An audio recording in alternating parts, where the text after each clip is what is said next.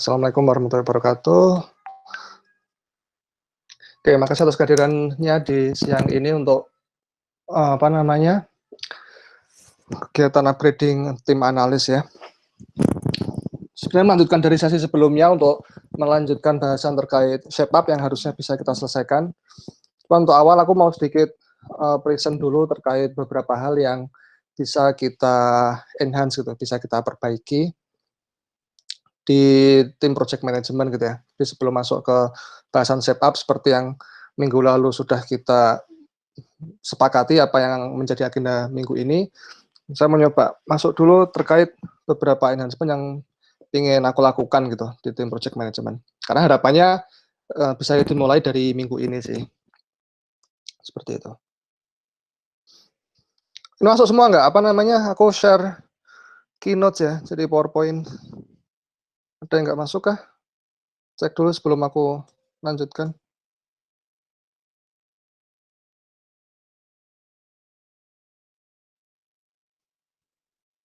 Halo, ada informasi dong? Mas, bisa ngelihat ini nggak? Slide yang aku bikin di keynote ini, slide singkat yang aku bikin. Bisa Pak, bisa. Bisa Pak, bisa. Ya, oke, thank you.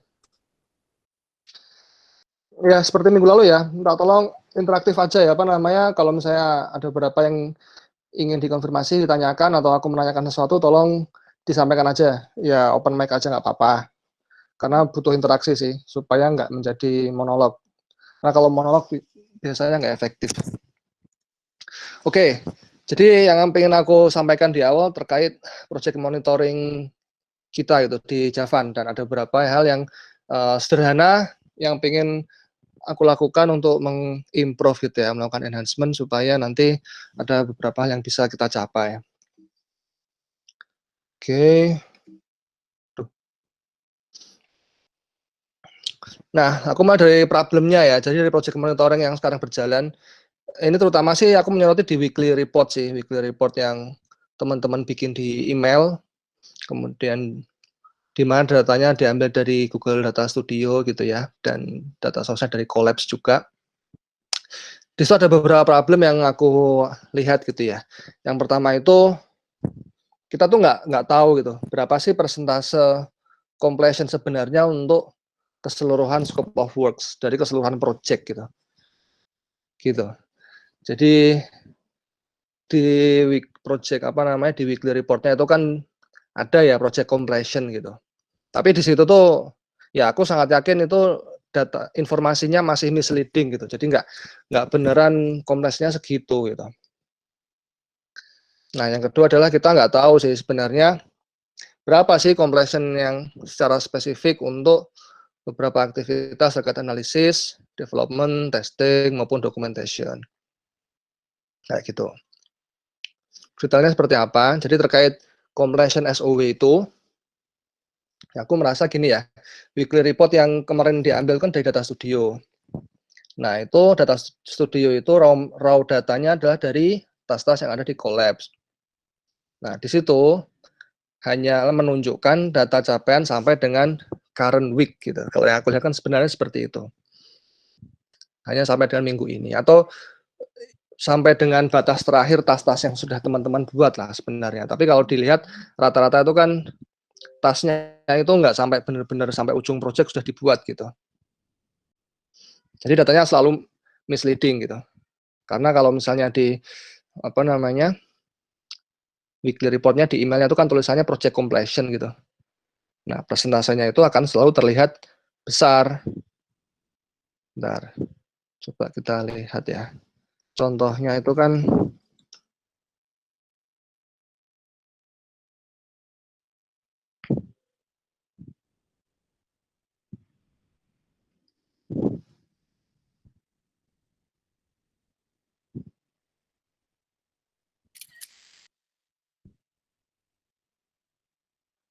nah, misalnya ini.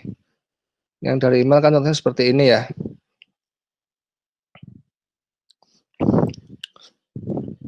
Kelihatan ya. Jadi di sini kan teman-teman menyampaikannya project completion gitu. Project completion berarti kan orang akan melihat bahwa ya informasi yang di bagian ini, di bagian apa ini, row ini adalah completion dari satu project kan kayak gitu ya. Kita nggak ngomongin sprint atau week atau milestone gitu. Kita ngomongnya project completion. Ada created, completed, dan completion. Ini kan created sama completed ini ada jumlah tasnya kan ya, tas yang dibuat dan selesai di collab.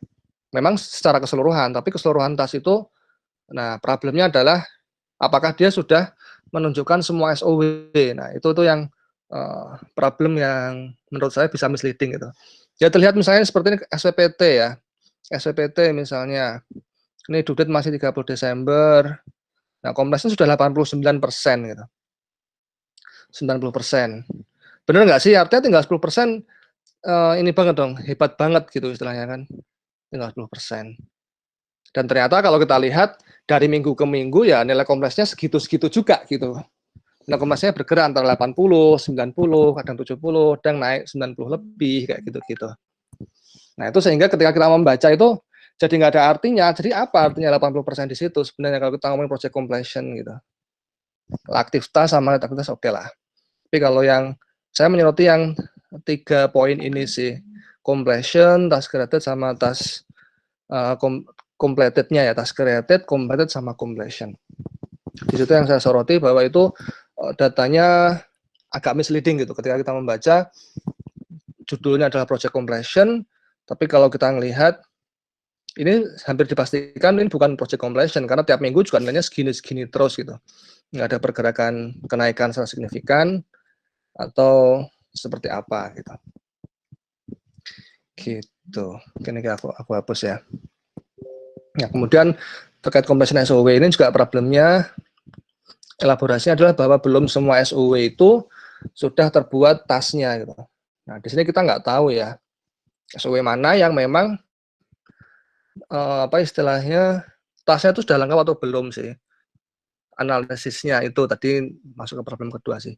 Analisisnya itu sudah sejauh mana. Nah, itu kan kita nggak kelihatan dari hanya data tadi kan agak kurang terlihat. Seperti itu sih. Oke, sampai problem nomor 1 ini teman-teman ada yang mau menanggapi dulu nggak sebelum masuk ke problem kedua ya? Mbak, mungkin Diki sama Atep atau teman-teman yang sudah lebih lama gitu ya, yang mungkin terlibat juga di proses pembuatan sebelumnya bisa memberikan tanggapan atau konfirmasi. Khawatirnya juga bisa jadi saya salah baca ya, bisa jadi saya salah mengartikan gitu. Nah itu berarti kan mungkin cara penyajiannya yang diperbaiki gitu. Nah itu juga bisa jadi. Jadi tolong seperti saya bilang tadi, tolong ada interaksi dari teman-teman seperti itu karena bisa jadi yang saya sampaikan itu ya perlu ada yang dikoreksi. Silakan, terkait problem nomor 1 itu ada yang mau menanggapi dulu nggak? Pak, yang tadi Bapak sampaikan sih udah benar, soalnya di SPPT kan SOW yang dianalisis itu yang memang sampai nggak semua gitu. Jadi memang yang udah masuk ke collab aja. Jadi persentasenya tuh emang ya sih nggak akurat bener buat proyek dari awal sampai akhir gitu. Aku setuju Pak gitu. Ada lagi?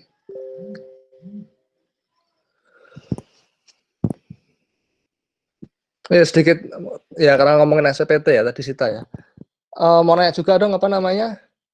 Weekly report itu jadi concernnya orang ini nggak klien nggak? Mereka pernah ngasih tanggapan nggak, ngasih feedback? Apakah apa gitu? Gimana? Enggak. Soalnya pas waktu itu pernah sih ke Mas Aidil bilang weekly report mingguan kami kirim via email. Kata Mas Aidil, saya jarang cek email. Seperti itu, Pak. Jarang cek email. Nah, terus kalau misalnya jarang cek email gitu, pernah disampaikan nggak di luar email? Kan aktifnya di Telegram ya kalau CPT ya, atau WA gitu misalnya, atau media lain? Pas ini Pak, setiap minggu update progress, jadi disampaikan di situ. Oh, pas update progress. Jadi pas konkol ya? Iya, pas konkol diliatin sih hasil laporan pekerjaannya. Menyoroti nggak masalah presentase tadi itu? Jumlah tas, presentase gitu-gitu sempat dibahas nggak? Atau kalian tunjukkan nggak sih ini nggak sih? Sempat pas awal-awal Pak, tapi mereka ya kayak nggak teliti, bukan nggak nanya ke detail sih. Jadi kan pas kita sampein udah sampai sekian %, oh ya udah gitu. Nggak ada feedback. Nah itu ya. Jadi ya ini juga salah satu problem ya. Ada hipotesisku weekly report ini seolah-olah diabaikan dari klien gitu. Klien nggak begitu aware gitu terkait weekly report ini. Apakah mereka don't care ataukah mereka nggak ngerti dan bingung gitu ya, atau ya nggak tahu gitu, atau mungkin kita nggak pernah menyampaikan dengan baik ke mereka gitu, mengkomunikasikan dengan baik di situ sih. Tapi ya boleh jadi ya itu tadi, karena mungkin informasi yang kita sajikan juga aku khawatir di situ juga nggak valid gitu loh, bukan nggak valid sih, jadi bisa salah persepsi gitu. Salah satunya tadi ini yang pertama ini ya gitu. Lagi nggak selain SPPT yang mau share bahwa weekly reportnya seperti apa? Atau mungkin Diki sama Ate bisa nanggapin dulu deh. Jadi bisa diceritakan juga ya dulu, ya mohon maaf aku nggak terlibat di awalnya gitu, nggak banyak terlibat filosofis awalnya seperti apa dengan format yang ini di data studionya ya, berarti ya itu kan seperti itu, tapi dengan judulnya weekly report memang, tapi juga headernya project completion dengan beberapa informasi yang seperti itu gitu. Mungkin bisa di-share juga. Jadi kan ada beberapa teman yang kayaknya baru gabung juga ya di analis, bisa memahami lagi gitu. Mungkin bisa revisit sebentar ya terkait hal itu ya. Iya Pak, gimana Pak? Ya di terkait informasi yang ada di data studio kan, weekly report ngambil dari data studio ya terkait project completion itu ya, benar kan? Betul. Nah itu sebenarnya filosofisnya seperti apa? Kenapa disajikan informasi seperti itu gitu di weekly report gitu? Ya ini bentuk versi kesekian sih. Jadi dulu awalnya di waktu masih sama Mas Nanda gitu, kita juga dibuatkan template-nya dari Mas Nanda gitu. Terus habis itu ya kita masih belum konsisten lah, untuk pertama untuk pengirimannya, kedua untuk data apa yang ingin disampaikan. Terus lama-lama ya kian hari semakin ini ada improvement dan jadilah weekly report sekarang gitu Pak. Ya. Oke ya, langsung aja. Intinya dengan problem nomor 1 yang aku sampaikan ini valid nggak? Atau jangan-jangan operatornya aja yang salah nih? Jadi kan bisa aja ya, ini kan mungkin benar gitu. Betul, ini kan sebenarnya kita adaptasi dari dulu ya, zaman Kibana ya. Jadi dari Kibana tuh, Kibana juga berangkatnya dari Gancat yang versi sebelum sekarang dibuat. Dari situ terus coba dibikin otomatisnya pakai Kibana, terus Kibana hilang, ya kita bikin pakai Google Studio dan ya kayak gini jadinya Pak. Ya. Kalau dibilang misleading, sepakat sih, itu memang misleading, tapi memang belum dioptimasi aja. Oke, sudah. Ya, menambahkan Pak. Ya. Jadi ya sih, yang pertama ini valid ya Pak. Jadi datanya itu memang kan difilter berdasarkan minggu gitu. Sedangkan kalau dulu di Kibana, masih ada Kibana itu memang yang menunjukkannya dari data collab. Jadi kan data collab ini Pak sebelumnya terjadi ini ya, kerusakan di server gitu. Jadi yang dari Kibana dulu itu memang semua task itu tuh dimasukkan dulu. Jadi wajib dulu itu task-tasknya itu di collab dan dikasih due date. Nah itu sehingga persentase yang muncul itu bukan hanya per minggu, tapi itu udah keseluruhan secara global sampai minimal dulu itu kalau nggak salah ada ini ya, tax plus due date-nya gitu. Oke. Ada lagi mau menanggapin? Kalau kayak gitu, berarti saat ini kan SOP collab-nya tidak mengharuskan seperti itu ya, yang kemarin berjalan ya? Ya. Oke. Ada alasannya kenapa waktu itu dipilih untuk tidak mewajibkan gitu ya? Atau emang karena belum berjalan aja, harusnya wajib? Harusnya wajib sih. Jadi ya kalau nggak salah apa namanya, dari SOP itu jadi kesininya nggak termonitoring Mas. Harusnya itu wajib. Jadi seluruh SOW itu masuk kayak yang dulu. Itu belum ada perubahan ya Mas Diki. Setauku ya dari yang dulu dibuat SOP-nya. Ya, kalau kan kaitannya yang nomor 2 ini ya, yang cukup besar ya belum datanya. semua SOW sudah terbuat rasanya juga. Ini Ya. kan dulu kan ya dulu kapan ya? Intinya sih dulu aku pernah diskusinya Ada dari Pak awal di SOP juga Pak, kalau nggak salah. Sudah tertulis juga. Oke. Itu sudah tersampaikan belum ya? Coba aku random cek aja ke Sita tadi misalnya. Sita sudah tahu belum kalau misalnya di SOP kan kata Atep tadi memang ada kewajiban untuk menuliskan semua task gitu ya untuk semua SOW gitu dengan due date-nya. Itu kamu sudah paham itu belum?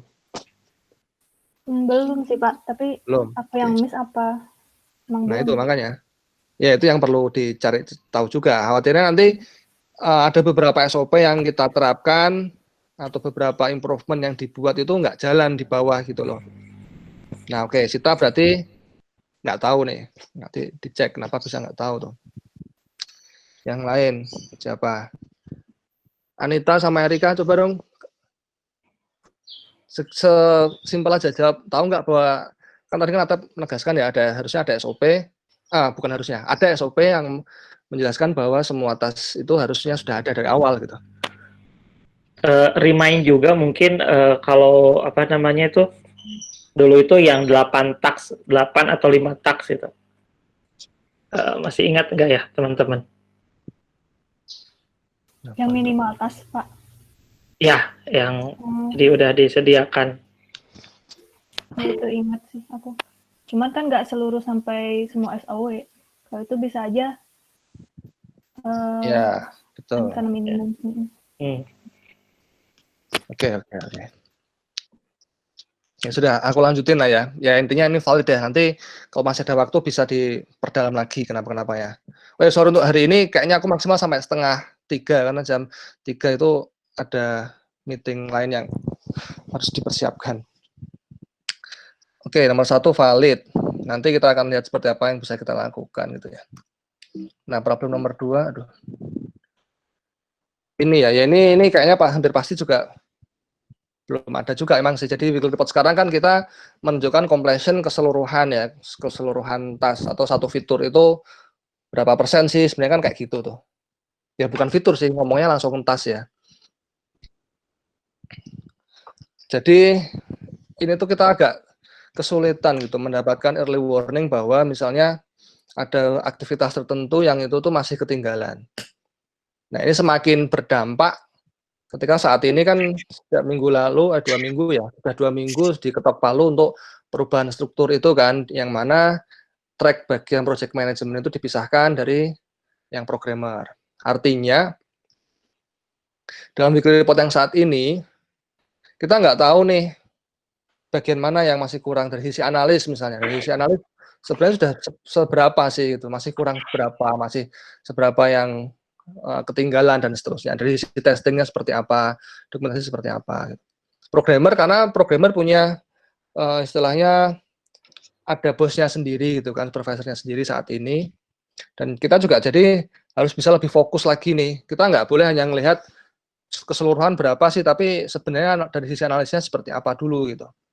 Kayak gitu. Jadi misalnya kalau nembak tadi misalnya SPPT ya, Sita udah bilang, oh iya mas belum semua tas dibikin gitu.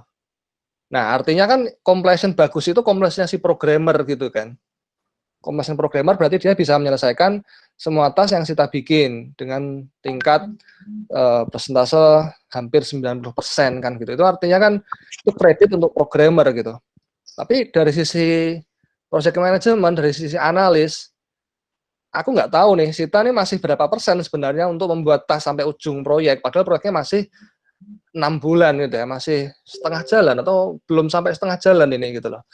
Masih mungkin 30-40% proyeknya gitu, 40% dari sisi waktu. Artinya nggak tahu kan apakah Sita ini sebenarnya sudah slow karena semua tasnya sudah selesai, atau sebenarnya malah Sita ini belum apa-apa nih bikin tasnya, hanya kebetulan tas-tas yang Sita bikin masih sedikitkah atau masih gampangkah atau seperti apa sehingga presentasinya naik juga kan gitu.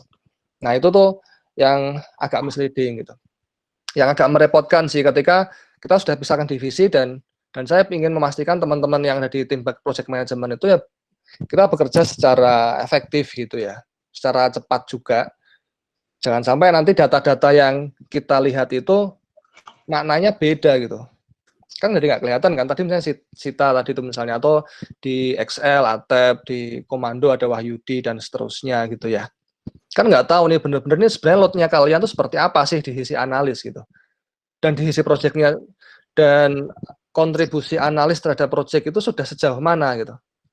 Wah, nggak ketahuan gitu. Misalnya sekarang aku tanya ke Sita, Sit, sebenarnya analisis di SPPT itu sudah berapa persen gitu. Gimana? Kamu bisa jawab nggak? Dari SOW yang udah ini sih Pak, yang udah dianalisis kemarin sempat ngitung sih. Jadi Oh, kan kamu ada catatannya? Ya. Ada catatannya sendiri? Nggak ada catatan, kemarin sempat ngobrol sama Pak Atep juga, cara ngitung berapa persen analisis. Nah, jadi dari jumlah SOW yang udah dibagi ke SOW yang belum, keseluruhan SOW gitu. SOW yang sudah dianalisis maksudnya? SOW yang udah dianalisis per jumlah SOW. Keseluruhan. Itu kan Pak Atep. Nah, kemarin Taunya SOW yang sudah dianalisis dari mana? Udah ada tasnya, terus udah requirement-nya udah jelas, udah berjalan gitu Pak, in progress. Dan ada yang udah done juga. Kalau yang belum itu belum sama sekali ada requirement. Jadi requirement-nya baru kayak judulnya aja gitu Pak. Udah ada tapi baru judul. Itu kamu baca dari data dari mana? Dari Colab? Dari Colab. Berarti harus ngeceknya susah dong, harus benar-benar dicek gitu ya? Iya Pak. Dan itu kamu catat nggak pergerakannya? Enggak Pak. Nggak ada ya. Padahal dulu SPPT itu ada loh, yang tahun lalu atau tahun sebelumnya itu. Oke. Ya, ada yang mau komentar lagi nggak terkait hal ini? Kini singkat aja deh, udah hampir setengah jam. Dipercepat aja. Ya, jadi intinya paham ya, problem nomor 2 ini sebenarnya problem yang muncul ketika kita sudah memisahkan divisi, dan aku pingin kita punya data yang lebih valid untuk terutama di divisi kita lah. Dari sisi analis, kamu tuh sudah seberapa jauh sih kontribusimu terhadap proyek gitu, udah berapa persen analisismu itu gitu kan. Kalau emang sudah, misalnya nih kayak Sita kan masih 6 bulan lagi, tapi bisa jadi memang analisisnya udah selesai semua gitu. Itu kan bisa jadi, dan itu sangat bagus gitu ya. Berarti memang Sita udah free analisisnya, atau mungkin tinggal ya loadnya mungkin tinggal 10% atau 20% dari keseluruhan proyek. Nah, itu akan berbeda gitu kasusnya ketika kita tahu data itu yang sebenarnya. Berarti nanti dikejar dengan dokumentasi sama testing misalnya. Sudah berapa persen itu. Nah, nanti lebih enak kalau misalnya kita ingin mengalokasikan ataupun membantu proyek lain gitu.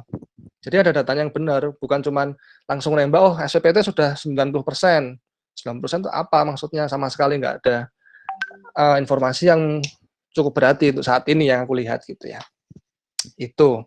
Ya, ini 2 problem itu lah. Nanti kalau teman-teman ada yang mau di challenge, dikonfirmasi terkait, problemnya harusnya nggak kayak gitu, tapi istilahnya kalau misalnya aku salah spotting problemnya juga dikasih tahu ya. Boleh jadi kan tadi secara template, secara SOP sudah benar, nanti Diki bisa sama Atep bisa mengkonfirmasi itu, boleh jadi eksekusi di lapangannya nggak benar, sehingga informasi-informasi itu tidak muncul, atau kalaupun muncul masih salah, seperti itu.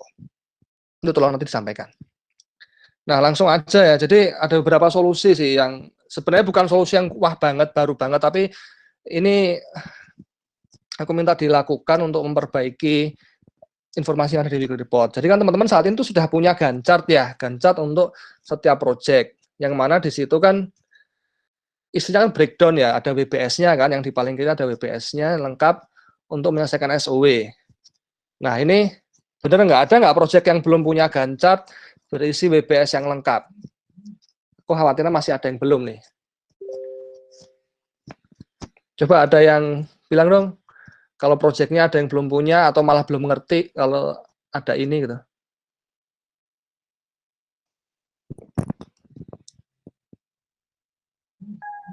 Pak Indra nitip pesan di tele ya Pak? Oh ya.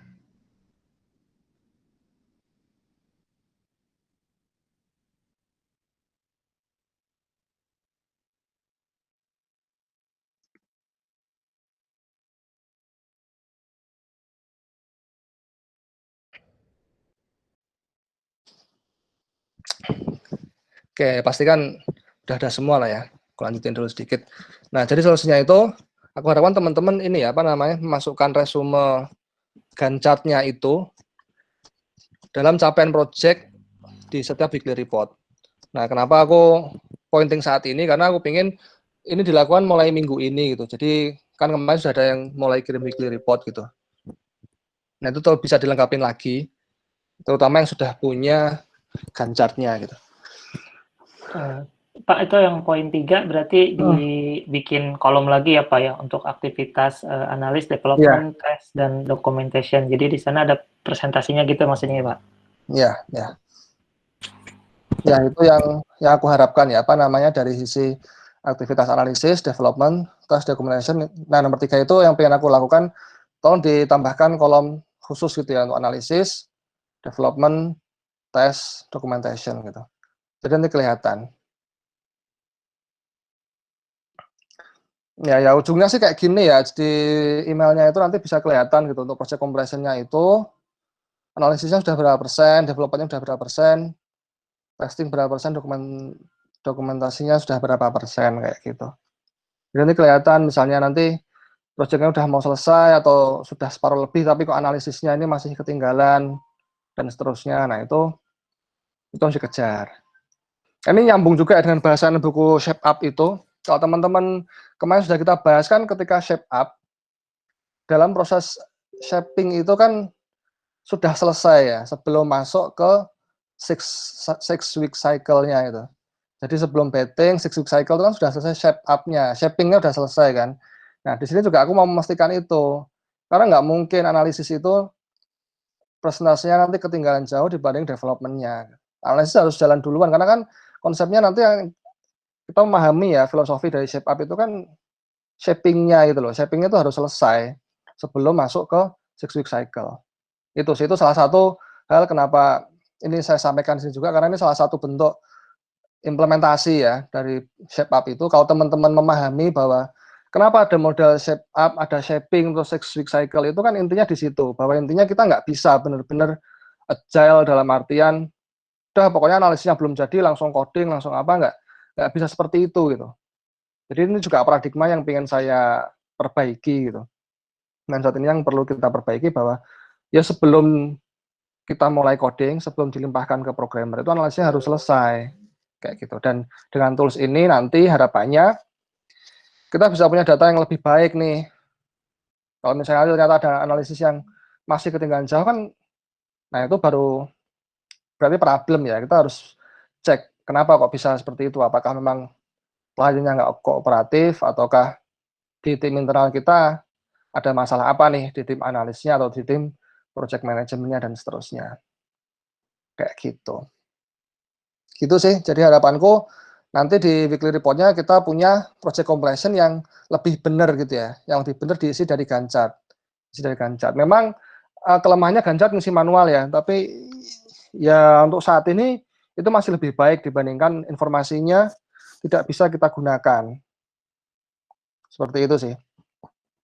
Nah, nanti untuk yang bawah ini memang menunjukkan pergerakan dari collab aja. Artinya ya, yaitu pergerakan collab seperti inilah, ini ya gitu. Tapi secara umum project compression-nya nanti harus bisa kita pisahkan dengan data yang lebih baik. Oke, itu aja sih sebenarnya sih yang pengen aku share terkait weekly report ya, yang bisa kita enhance saat ini. Sampai saat itu dulu ada yang mau ditanyakan dulu nggak?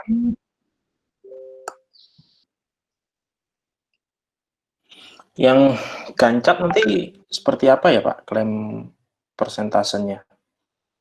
Ya sama kayak sekarang kan, tinggal dipisahin kolomnya aja, analisisnya sudah berapa persen, development berapa persen. Kalau sekarang kan langsung full ya, langsung tasnya sudah berapa persen completion-nya gitu kan, persentase tas gitu kan, persentase ya SOW-nya ya. Untuk kolom analisis sama testing berarti nanti hampir sama ya Pak, kayak programmer, kayak development. Apanya yang sama? Breakdown apa sih detailnya gitu, tas-tasnya. Harusnya isi presentasi aja sih kalau untuk analis, development, testing, sama dokumen. Oke. Oke, gini deh. Jadi yang Gini-gini, apa namanya? Ya, yang penting teman-teman sudah tahu ya beberapa problem yang mau aku spotting tadi.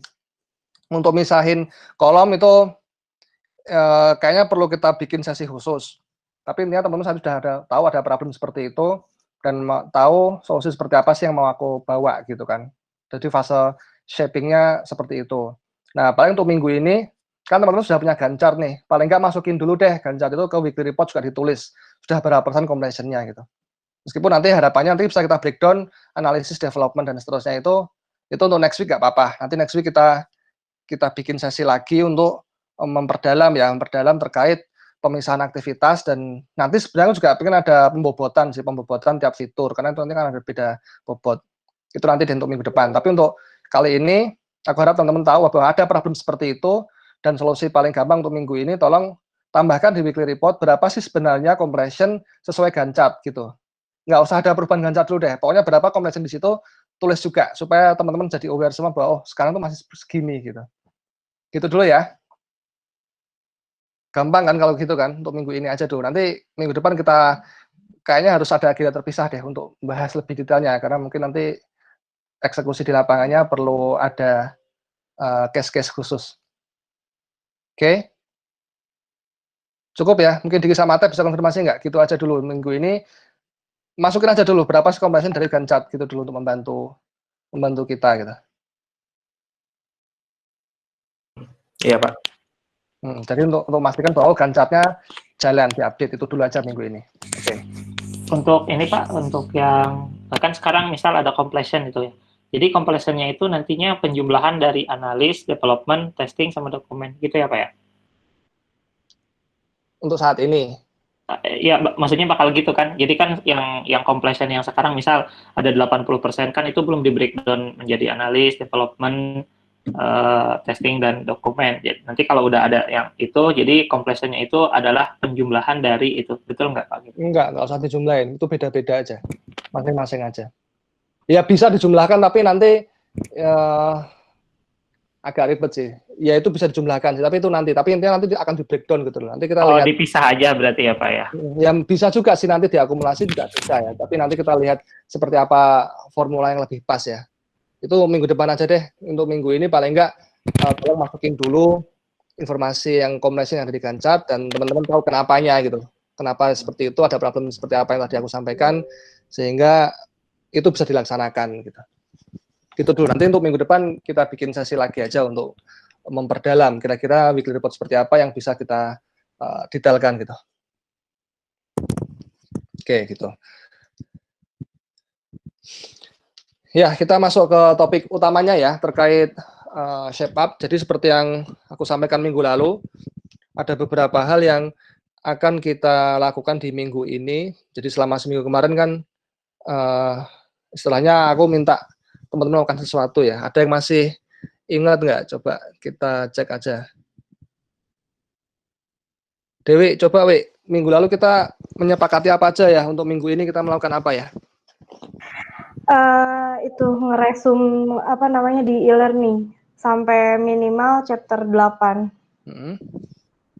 Terus apa sharing apa yang sudah didapat dari resume itu. Oke, sekarang pengakuan deh. Siapa yang belum sampai chapter 8? Atau pertanyaan kebalik, siapa yang sudah lewat?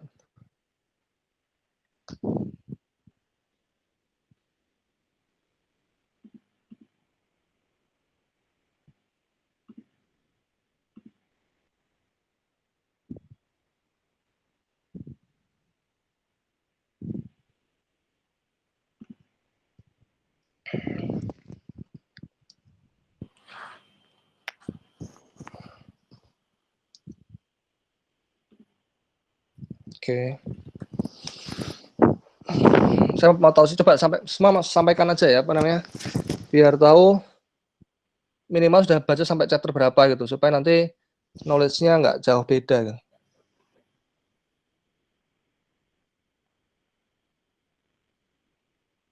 Atau sampai chapter 5 ya.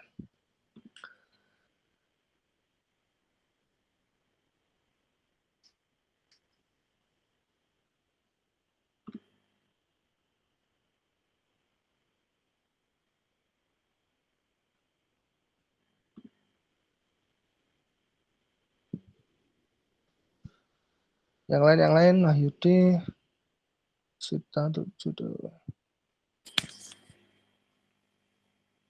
Oke, cukup ya.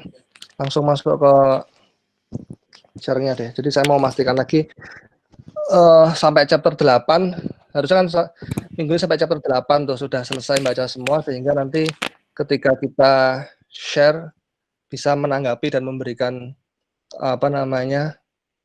pemahamannya gitu terhadap apa yang sudah dibaca gitu.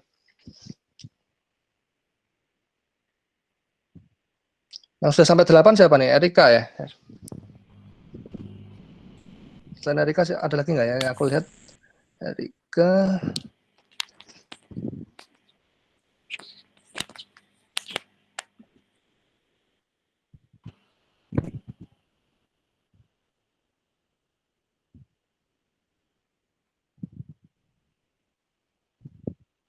Ya, ada Erika, Amalia, sama Lulu ya.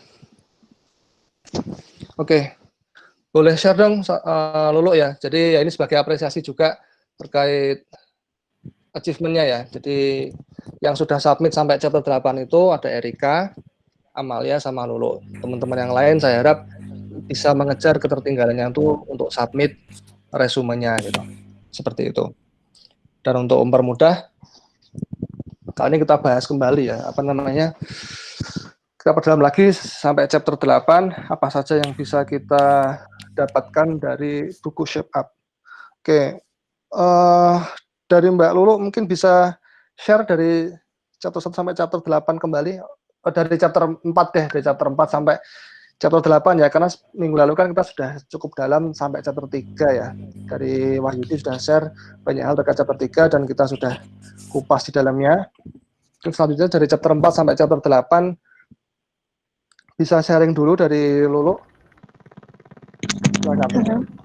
Ya, nanti supaya nanti bisa saling menambahi dan jadi pertanyaannya bisa interaktif. Oke, mulai dari chapter 4 ya, Pak. Untuk yang find the elements. Nah, ada yang bisa share screen nggak? Biar nanti teman-teman juga lebih kebayang gitu apa yang disampaikan. Kalau sudah bikin mind map-nya atau resumenya boleh di-share juga ya.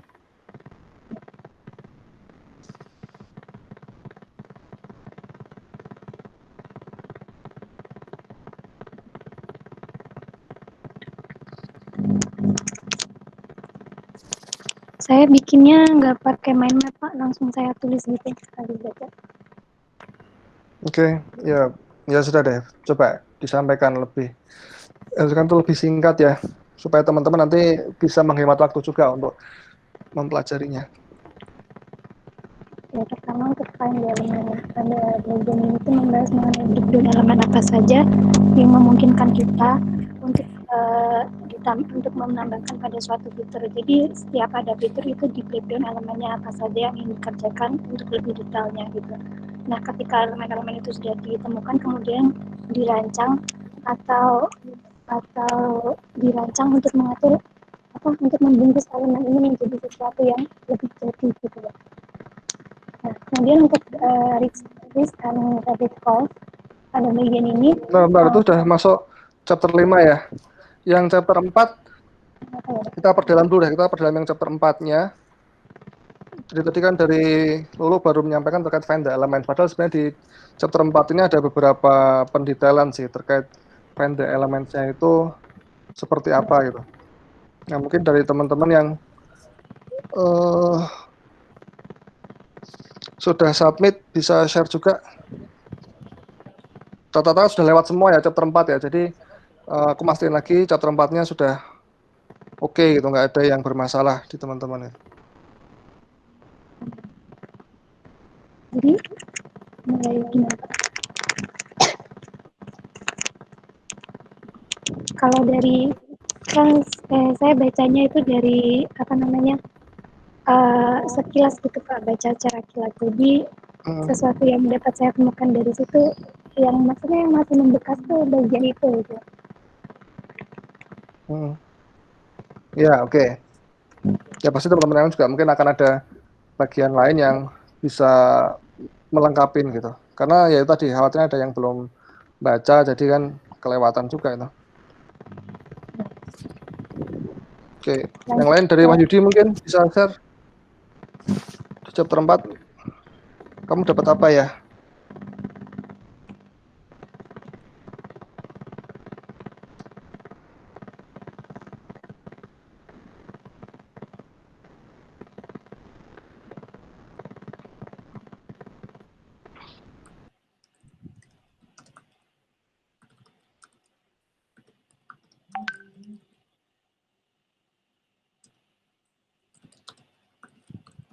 Halo.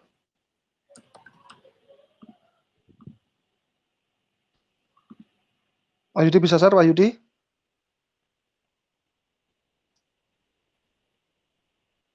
Oh, Dewi? Lanjut, Wi. Kamu, Wi. Coba, Wi. Yang chapter 4 ya. Oke, Pak. Tapi aku nggak bikin mind map-nya. Jadi di chapter 4 ini dibahas juga merancangnya itu dengan kecepatan yang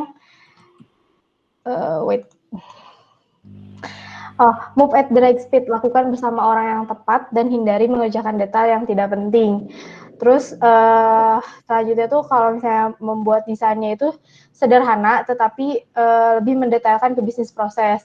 Kenapa dibuat sederhana? Ini karena untuk membuka ruang untuk si desainer juga agar lebih lebih kreativitas atau mengembangkan si desain tersebut. Gitu sih, Pak, dari aku. Oke, ada lagi menambahkan nggak? Terakhir terkait chapter 4 ada yang menambahkan nggak? Yang dibaca ada sesuatu yang menarik yang belum disampaikan Lulu sama Dewi tadi ya?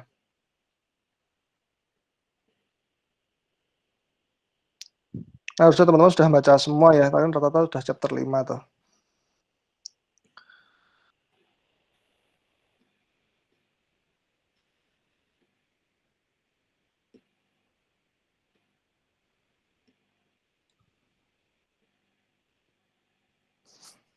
Oke, ada lagi nggak?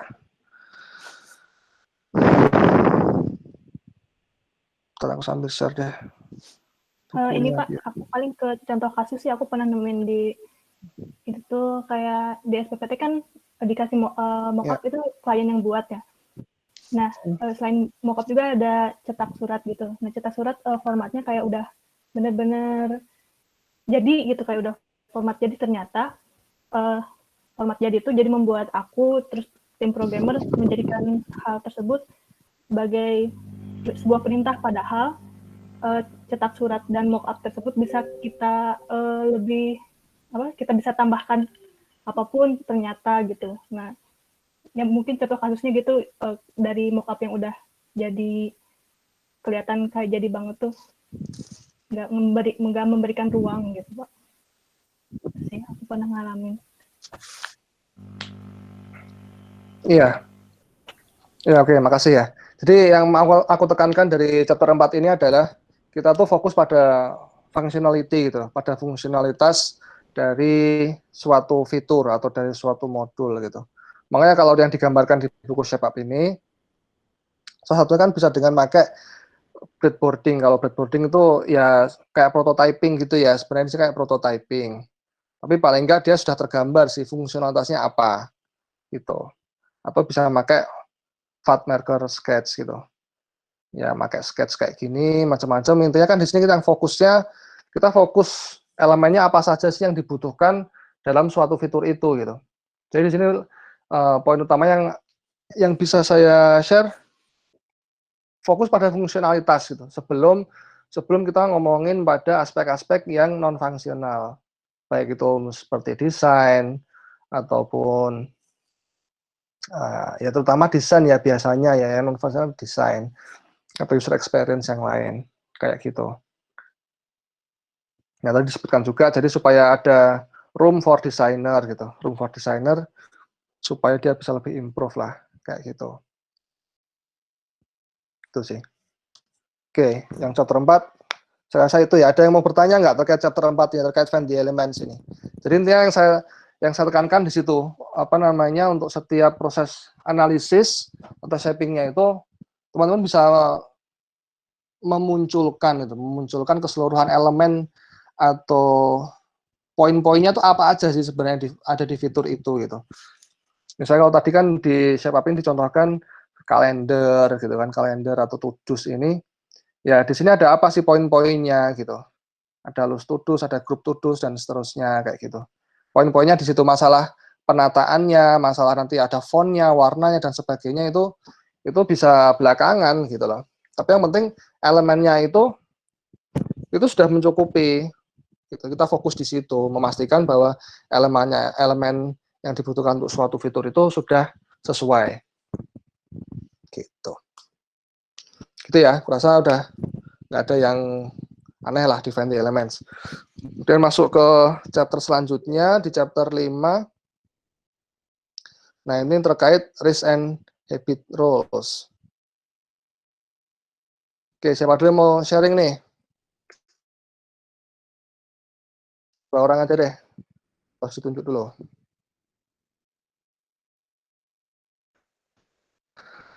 Bu Muti sudah sampai 5 juga ya. Coba bisa share apa yang didapatkan dari pembacaannya.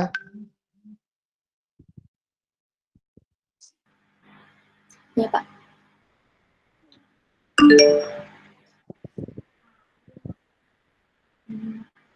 Yang chapter 5 ini ada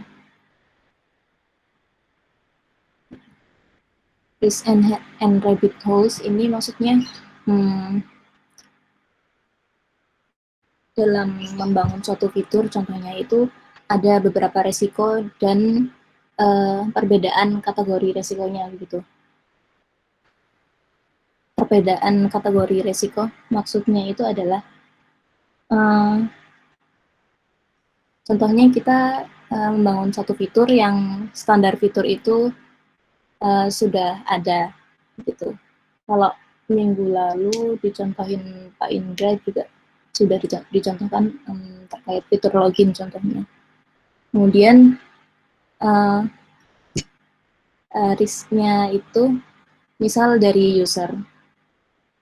Misal dari user minta dalam fitur login itu minta ada penambahan atau bagian-bagian untuk optimasi begitu. Kalau dari usernya masih berbentuk ide, kemudian dari situ kita harus identifikasi, misalnya adakah bagian atau kondisi-kondisi tertentu jika ide tersebut digunakan ke satu fitur atau ditambahkan ke fitur itu nanti ada resiko tersendiri untuk selesainya fitur itu, untuk fungsional fitur itu. Kemudian ini ada mendeklarasikan juga batasan-batasan. Di sini, misal satu fitur tadi itu ingin ditambahkan beberapa optimasi begitu. Nah, jika kita mengambil semua ide untuk optimasi, otomatis satu fitur itu nggak jadi-jadi. Nah, di situ juga harus diidentifikasi juga mana yang bisa ditambahkan karena termasuk penting atau mana yang itu fiturnya sebenarnya bagus, tapi kalau ditambahkan di situ, ditambahkan di yang sudah ada ini malah menjadi masalah tersendiri. Gitu. Mungkin itu, Pak.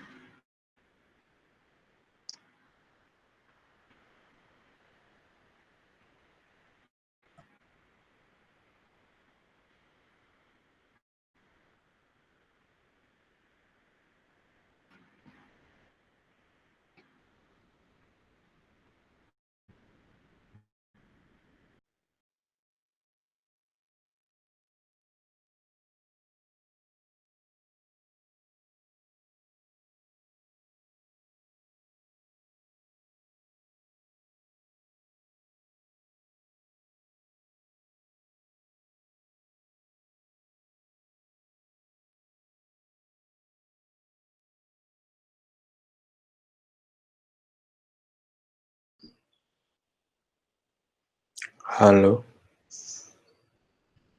Kok sinyalku? Tes.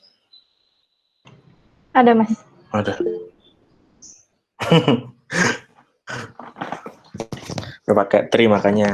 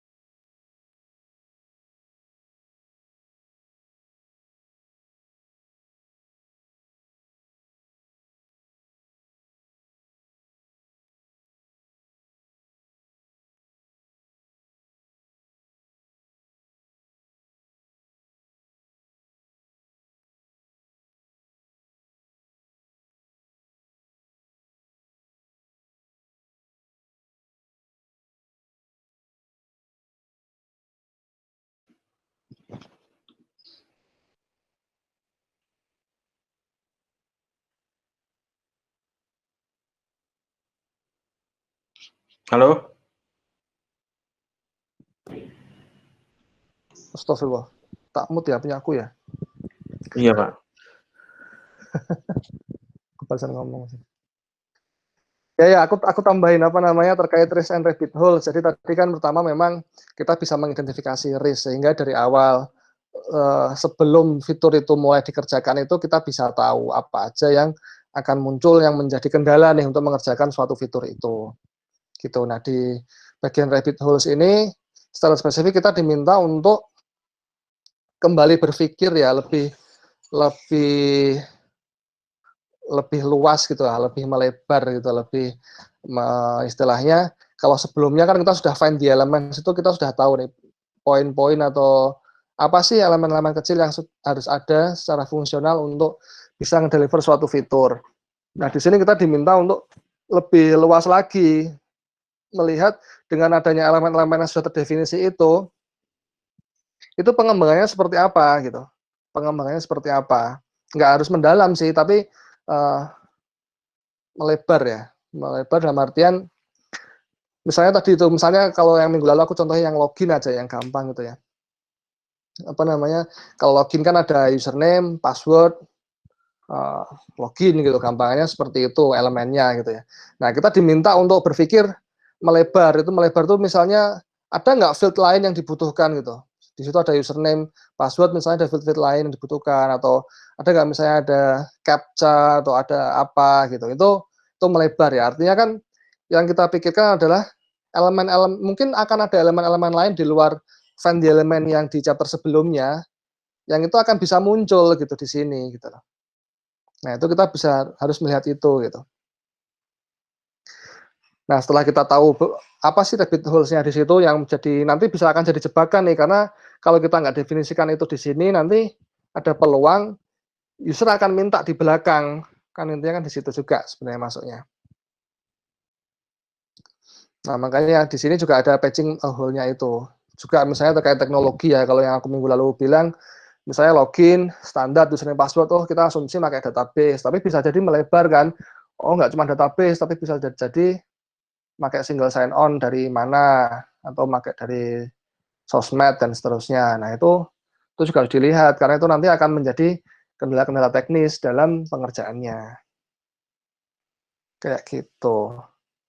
Nah, setelah kita definisikan ya, melebar tadi elemen-elemen apa yang itu mungkin bisa terlibat meskipun itu bukan fungsional, kita declare tuh apa aja nih yang out of bounds, apa aja yang nggak masuk scope gitu.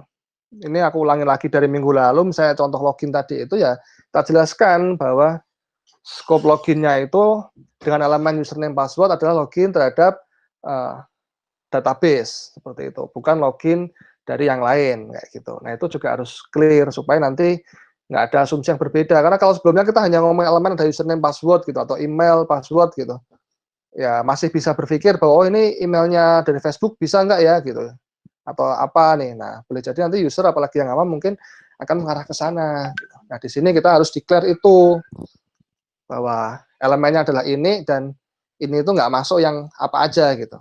Nanti usaha betul harus seperti itu sih. Misalnya ada dashboard, ada filter gitu. Jadi elemennya kita sudah jelas ada filter tanggal atau range bulan misalnya. Nah kita bisa declare out of bound-nya apa, misalnya oh tidak bisa backdate atau seperti apa. Nah itu kan harus didefinisikan dari awal batasan-batasannya yang tidak termasuk gitu. Sehingga nanti ketika sudah jalan itu nggak akan mengganggu sisi teknikalnya sih, gitu.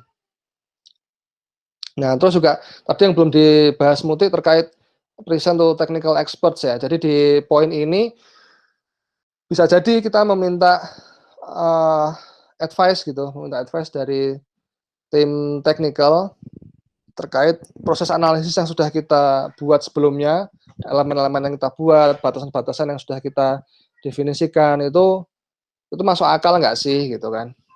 Ada problem nggak di sana gitu? Kita harus mengkomunikasikan itu karena kan pada akhirnya nanti teman-teman di teknikal juga yang mengeksekusi gitu gitu. Nah, tapi di sini juga ini ada apa istilahnya poin yang menarik ya. Jadi kalau misalnya kita diskusi dengan tim teknikal itu pertanyaannya itu bukan is this possible gitu. Bukan hanya tanya ini mungkin nggak sih, ini bisa nggak sih gitu. Karena sebenarnya dalam software itu ya semua tuh bisa gitu kan. Pada dasarnya semua itu bisa, apalagi memang sudah pernah ada yang melakukan itu. Tapi ya nggak ada yang free, nggak ada yang simsalabim tiba-tiba atau emang sudah ada gitu kan, nggak seperti itu. Nah tapi kita harus bisa menanyakan secara lebih spesifik nih, pertanyaannya harus sudah lebih terkonstruksi dengan baik. Jadi ini ya dijelaskan ya, kita jangan tanya ini mungkin nggak sih ngerjain fitur ini, tapi kita juga harus jelas bahwa mungkin nggak sih ngerjain fitur ini dalam 6 minggu gitu. Dalam kasus ini kan satu cycle-nya 6 minggu gitu ya. Dalam 6 minggu bisa nggak ngerjain ini gitu. Karena kalau tanya bisa nggak login bisa pakai SSO, bisa pakai sosmed, bisa pakai macam-macam gitu. Ya kalau gitu doang jawabannya pasti bisa. Tapi kita harus lebih spesifik nih nanyanya. Itu bisa nggak fitur yang seperti itu selesai dalam waktu 6 minggu gitu, dalam satu cycle. Atau misalnya kita sudah bagi lagi 6 minggu itu dipecah menjadi beberapa sprint gitu kan. Kalau kita sudah ngomongin satu fitur atau satu scope of work seperti itu, ya kita sudah bisa spesifik satu fitur ini bisa nggak selesai dalam 2 hari gitu, atau dalam 1 hari. Nah itu juga udah harus spesifik kayak gitu, harus ada batasannya. Atau lebih spesifik lagi misalnya bisa nggak dikerjakan dalam 1 hari oleh junior programmer misalnya. Nah itu juga beda ya asumsinya gitu ya. Karena kalau kita nggak jelas kan, misalnya kita tanya ke programmer yang dia sudah senior gitu, di Java misalnya ada Ricky, Bayu, Anan gitu kan. Nah kalau mereka ditanya mungkin ya bisa nggak ngerjain ini dalam waktu 1 hari ya, bisa gitu. Tapi padahal dalam proyek kita resource yang sudah di mapping itu bukan klasifikasi senior gitu misalnya. Misalnya memang proyek ini diproyeksikan menggunakan junior programmer. Nah itu harus jelas. Pertanyaan ini bisa nggak kalau misalnya junior programmer ngerjain ini dalam waktu 1 hari, atau kita malah targetkan berarti setengah hari karena butuh waktu testing juga, nanti ada dokumentasi, ada integrasi tesnya dan sebagainya gitu. Berarti bisa nggak dalam waktu setengah hari misalnya satu fitur ini. Nah kayak gitu. Jadi intinya di sini tadi ya kita koordinasi, kita boleh nanya, minta advice, tapi yang terpenting adalah yang kita tanyakan itu merupakan sesuatu yang sudah sangat spesifik gitu, yang jelas gitu. Ini contoh tadi ya, misalnya tadi kan kayak ketika review project tadi, mungkin sekalian membahas itu karena implementasinya di sana ya. Tadi kan sempat ya ketika di Excel tadi sempat Atep menyampaikan beberapa hal untuk meminta advice, tapi nggak jelas sebenarnya apa yang diharapkan dari situ gitu.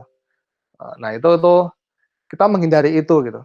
Jadi di sini pun juga sama ya, ketika dalam proses shaping ini kan kita sebelumnya sudah tahu bahwa ini ada potensi apa aja yang bisa mengganggu, yang bisa menyusahkan dan seterusnya. Nah setelah itu kan kita minta advice.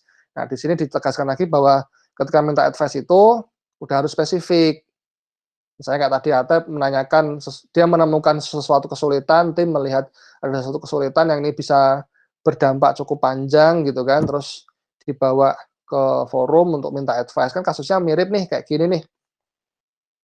Nah itu ketika menyampaikan itu harus lebih spesifik, problemnya jelas, terus juga constraint-nya apa nih untuk terkait problem itu yang ingin ditanyakan gitu. Jangan cuma ada kesulitan ngerjain ini gitu. Nah ini maksudnya apa, ngerjain fitur tadi misalnya ada kesulitan mengerjain fitur login misalnya, kalau kasus yang gampang. Nah login yang kayak gimana sih yang kesulitan gitu. Oh login yang menggunakan SSO. Oke. Tapi ada batasannya lagi, ini kemungkinannya dikerjakan oleh junior programmer dalam waktu setengah hari misalnya, itu harus seperti apa caranya dan seterusnya. Nah itu dengan pertanyaan yang lebih spesifik, kita bisa mengkonstruk jawaban yang nantinya juga lebih pas seperti itu. Di situ sih. Jadi untuk chapter 5 ini poinnya bukan hanya kita menemukan resiko atau istilahnya hambatan-hambatan yang mungkin terjadi dalam suatu pengerjaan suatu fitur ataupun project, tapi juga di sini juga menyampaikan bahwa itu harus dikomunikasikan dengan baik gitu. Nah, di sini kan kita juga harus menuliskan itu gitu, there is and ready to write up. Gitu. Oke, ada yang mau tanyakan nggak terkait di chapter 5 itu mengenai resiko-resiko dan juga rabbit holes ya, atau ya bisa kayak jebakan Batman juga gitu ya, dari sisi elemen, dari sisi analisis mungkin kayak gampang nih gini doang, tapi ternyata dari sisi teknis itu ada hal kecil yang itu nanti berpeluang untuk menghambat gitu. Awalnya cuman gini doang selesai nih setengah hari gitu. Nah, tapi ternyata setelah kalau kita mau berpikir lebih lagi, lebih mendalam, lebih melebar lagi tadi itu ada hal-hal yang berpotensi untuk mengganggu delivery suatu fitur dengan constraint yang sudah kita tetapkan dengan appetite ya. Kalau sebelumnya kan di shape up ini menggunakan appetite. Appetite-nya bisa dalam 6 minggu atau kalau proyek kecil bisa 1-2 minggu untuk modul yang kecil yang seperti itu kan. Dan dikomunikasikan. Intinya di poin nomor 5, di chapter nomor 5 itu ya yang ingin di pointing sih. Ada yang mau menanyakan atau menambahkan, mengoreksi?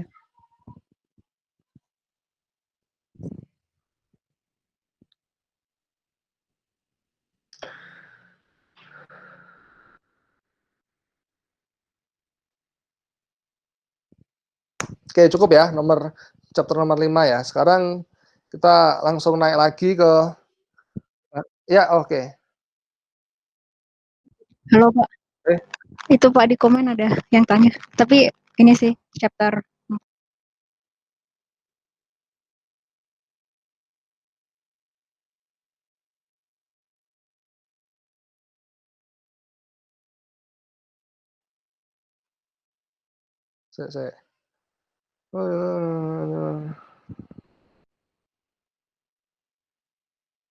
Sorry, aku ketinggalan baca ini ya dari tadi ya. Apa yang harus dilakukan jika tim kita nggak secepat kita?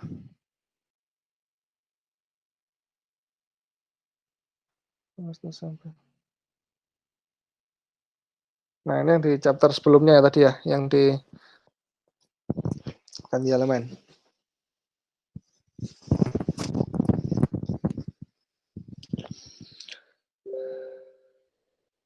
Ya, jadi memang idealnya ya itu ya, kita dalam proses shaping ini kan butuhnya cepat gitu, karena ini kita hanya sifatnya menyiapkan sesuatu yang harus masuk ke fase selanjutnya kan gitu, yang akan masuk ke fase pemilihan dikerjakan dalam waktu 6 minggu nih ya.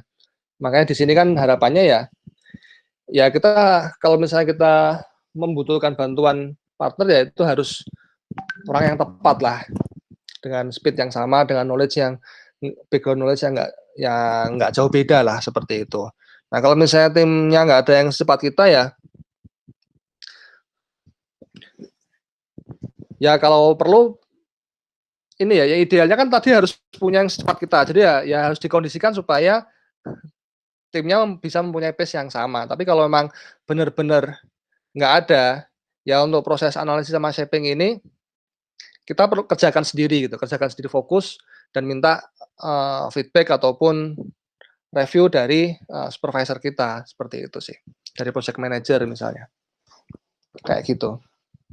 Tapi intinya memang di sini yang mungkin yang bisa saya tekankan untuk proses analisis ataupun di sini shapingnya itu kita nggak bisa melibatkan tim yang masih junior, kecuali memang dia memiliki background knowledge yang mencukupi gitu ya, yang sama dengan kita atau ya speednya nggak jauh lah.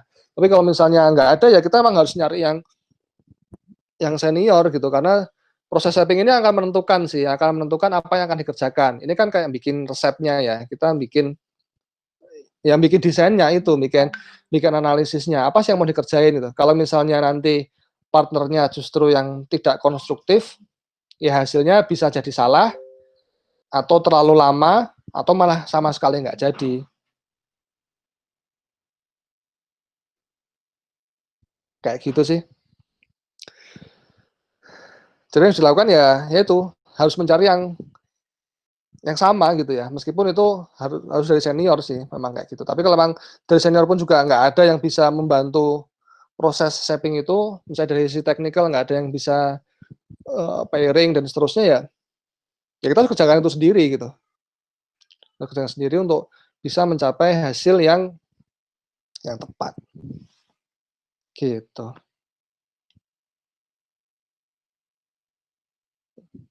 Erika nanya apa? Ini masih shaper aja atau programmer juga ikut? Ini masih shaper ya, ini masih shaper. Jadi ini yang sampai bab 5 tadi itu sebelum sampai bab 6 malah sebelum masuk ke 6 week cycle-nya itu masih shaper sih. Shaper itu kan tugasnya di tim project manajemennya itu. Nah, di bab 5 tadi itu kan disampaikan bahwa dalam proses shaper memang bisa meminta advice dari technical experts. Tapi belum masuk pada tim programmer yang akan ngerjain sih. Gitu.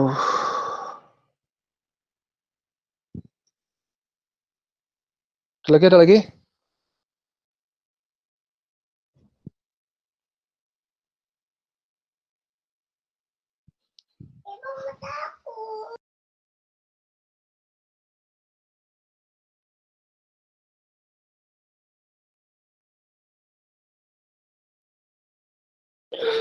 Oke, kalau nggak ada kita masuk ke chapter 6 ya. Suaraku dengeran kan ya? Nggak gemit lagi kan. Oke, chapter 6 sudah cukup banyak yang baca juga. Seperti tadi ada yang sharing dulu dong. Siapa tadi yang belum nih? Diki, coba Dik. Kamu sudah 6 ya Dik ya? Udah selesai 6 ya? Coba kamu share deh ke teman-teman yang belum baca supaya punya background yang lebih baik. Oke. Ya, pertama untuk bab 6 ini intinya pitching sih, menuliskan pitch. Pitch itu apa ya? Presentasi atau materi. Jadi ketika kalau mau share bahanmu juga apa ya? Kalau mau share itu catatanmu. Iya. Ya. Belum ada sih catatannya Pak, baru baca. Jadi di materi pitch ini ada beberapa hal yang bisa kita lakukan. Jadi pertama masalah. Jadi di awal-awal tadi masalah atau trigger dari apa yang ingin kita kerjakan itu untuk disampaikan gitu. Yang kedua ada nafsu makan ya. Ya nafsu makan ini ya seperti yang sering kita bahas. Jadi jangan sampai kita keenakan untuk makan di satu piring yang sama sehingga piring-piring yang lain lupa nggak dimakan gitu. Nah ini yang bikin bahaya karena bisa jadi itu menyebabkan kita menjadi lupa bahwa nggak cuman ini yang harus kita selesaikan gitu. Tapi ada hal-hal lain yang juga menunggu untuk segera diselesaikan. Habis itu lalu bahan ketiganya adalah solusi gitu. Nah, di solusi ini kita harus memperhatikan juga gitu mengenai batas waktu dan profil dari resiko tersebut gitu. Jadi resikonya apa, solusinya seperti apa gitu. Apakah resikonya itu sedikit gitu atau ternyata belakangnya itu panjang gitu. Itu yang harus kita pikirkan itu. Mungkin itu dulu Pak yang bisa saya share. Belum banyak sih.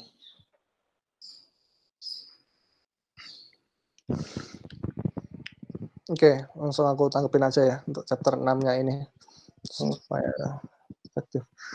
Ya, jadi tadi kan sebelumnya sampai chapter 5 itu sudah dituliskan ya, sudah didapatkan sampai dengan rabbit holes-nya. Jadi termasuk resiko-resiko apa aja yang bisa muncul kan seperti itu.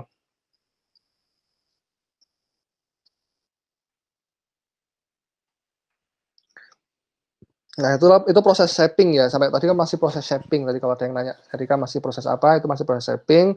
Nah, setelah proses shapingnya selesai, kita sudah dapat poin-poinnya, puzzle-puzzlenya itu sudah dapat gitu ya. Ada elemen-elemennya, ada boundary-nya sampai mana, ada resiko-resikonya apa aja resikonya seperti itu. Nah, kemudian kita siap nih menuliskan pitch-nya gitu. Pitch-nya ini nanti yang untuk masuk ke selanjutnya batch ya, untuk dipilih lah nantinya. Nah, intinya di sini memang tadi dijelaskan ada 5 hal yang kita pastikan harus ada gitu. Nah, di sini yang selalu ada dalam sebuah pitch itu yang pertama kita jelaskan problemnya gitu. Problemnya itu bisa berupa raw idenya apa, use case-nya seperti apa, atau apa sih sebenarnya kenapa yang memotivasi kita gitu ya, background-nya apa sih kenapa kita ada muncul permasalahan itu gitu, permasalahan itu seperti apa. Jadi kayak misalnya kalau dicontohkan di buku Shape Up ini kan di awal-awal tuh bikin kalender ya, bikin to-dos gitu-gitu kan, bikin kalender itu. Nah, mereka nanya tuh ketika problemnya itu, ketika di masa awal itu problemnya itu apakah memang ingin punya kalender atau seperti apa gitu. Nah, ternyata di situ didapatkan bahwa motivasi beberapa orang yang mengusulkan kalender itu ya sifatnya untuk mempermudah tahu bahwa dia ada kegiatan apa saja, ada task atau fitur apa aja di suatu waktu gitu. Makanya dengan tahu bahwa background-nya apa sih yang mendasari suatu masalah itu nanti masuk ke solusinya itu lebih pas gitu. Jadi kita nggak perlu terlalu berlebihan, nggak perlu ada kalender yang harus bisa drag drop langsung geser, langsung ubah dan seterusnya. Nah, di Basecamp di versi yang ini tidak langsung seperti itu, tapi dia ya fokus bahwa fitur kalender yang dibutuhkan itu tujuannya ini untuk bisa tahu agendanya seperti apa. Jadi belum sampai pada user experience yang terlalu aneh-aneh gitu. Nah, di situ problem statement-nya ini yang penting gitu. Jadi kita tahu bahwa sebenarnya apa sih yang mendasari gitu. Sama kayak yang sebelumnya tadi ya terkait minta advice tadi yang di bab sebelumnya minta advice ke expert tadi juga harus clear problemnya sebenarnya apa gitu. Jadi nggak secara umum aja ngomongnya karena nanti nggak spesifik. Nah, kemudian terkait appetite ya tadi ya appetite yang di buku ini lebih pada constraint waktunya. Jadi selera kita constraint waktunya itu seberapa banyak yang mau kita berikan gitu ya untuk menyelesaikan suatu fitur. Dan solusinya tadi sebelumnya sudah disampaikan di bab 4 ya terkait find the element. Jadi kita tahu elemen-elemen apa sih yang dibutuhkan untuk bisa menyelesaikan suatu fitur secara fungsional. Kayak gitu. Kita presentasikan dalam bentuk yang orang tuh gampang gitu untuk memahaminya gitu. Nggak harus dengan sesuatu yang aneh-aneh. Tapi jangan pakai kata-kata yang abstrak, jangan misalnya fitur login ya jangan pakai kata-kata nanti di fitur ini akan ada ini. Tapi itu akan susah gitu. Beda kalau misalnya langsung bikin gambarnya gitu.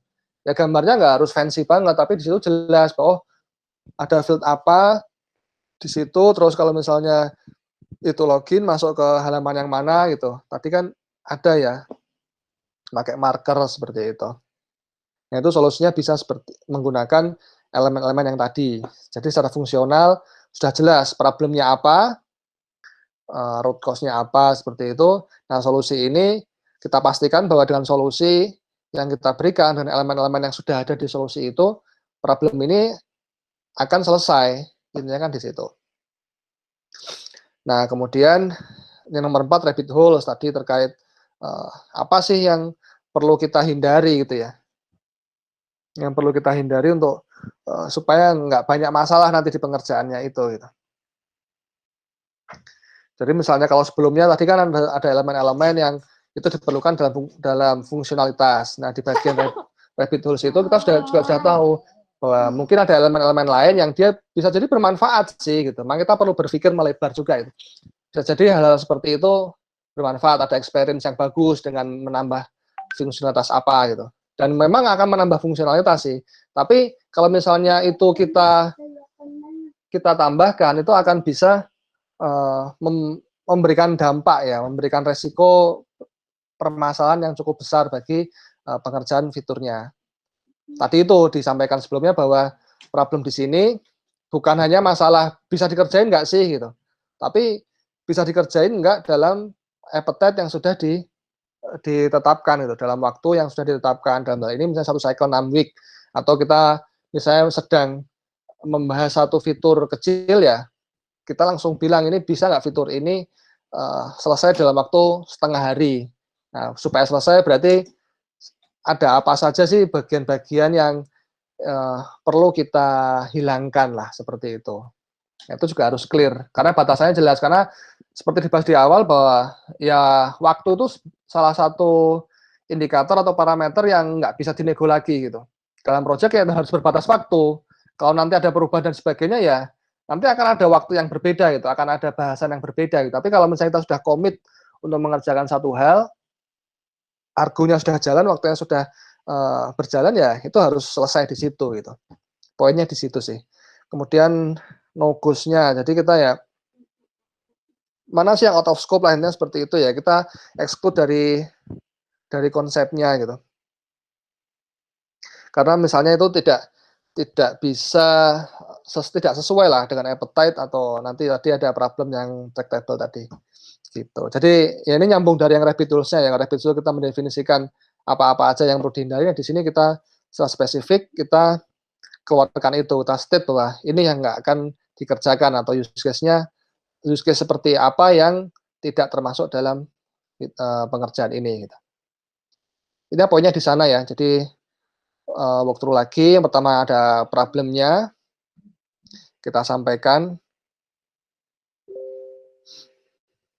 Yang penting sih di sini tadi itu kita perlu tahu bahwa sebenarnya problemnya itu apa, bukan hanya sebuah narasi pendek yang masih membingungkan gitu, atau sesuatu pernyataan yang generik, tapi itu sudah lebih spesifik gitu problemnya.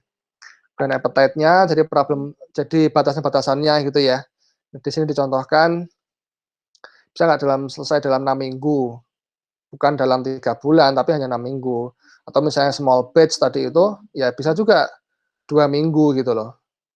Kalau kita ngomonginnya per fitur atau satu hal kecil ya, kita nggak ngomonginnya keseluruhan 6 minggu, tapi dalam 2 minggu saja gitu. Atau kalau misalnya kita sudah pecah lagi menjadi satu task gitu, kecil gitu ya, kita bisa ngomongin dalam orde hari gitu ya.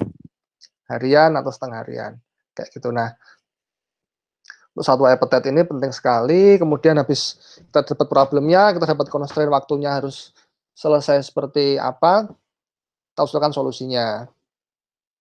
Di elemen-elemennya seperti apa. Digambarkan dalam bentuk tadi bisa prototyping, bisa wireframe yang sebelumnya sudah dibahas, yang kayak gitu. Nah, misalnya seperti ini contoh menampilkan solusinya menggunakan sketch, kita prototyping di sini gitu. Kalau misalnya ini enhancement, kita bisa capture aja halaman sebelumnya yang sudah ada, terus kita mau nambahin apa sih, tinggal tambah aja di sini. Wireframe seperti apa. Ini bisa dalam bentuk sketch seperti ini, gitu. Nah, kemudian rabbit holes-nya tadi kita tambahkan beberapa hal yang itu akan bisa mengganggu, bahwa kita state di situ. Kita state bahwa ini hal-hal apa yang nanti bisa mengganggu ketercapaian solusi dengan epithet yang sudah ditentukan. Nah, nogusnya ini ya kita state ya apa yang nggak dikerjakan gitu. Jadi kita harus mention itu, bukan cuman istilahnya bukan cuman gentleman agreement atau ya udah konvensi lah kalau kayak gini tuh harusnya enggak atau kayak gini harusnya gimana gitu.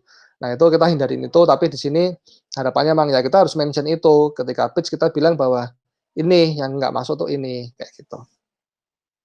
Nah, kayak gini contoh real pitch-nya.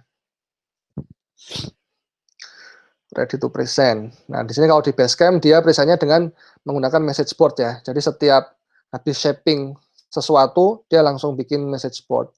Dan di message board ini memang ketika tahapan write the pitch ini bisa saling memberikan masukan ya secara asinkronus gitu. Jadi ketika tahapan masih penulisan pitch itu kita bisa langsung posting di satu media gitu ya. Di collab misalnya. Nah, di situ sebelum memang itu akan dikerjakan ya, kita bisa saling ngasih saran sih di situ sih.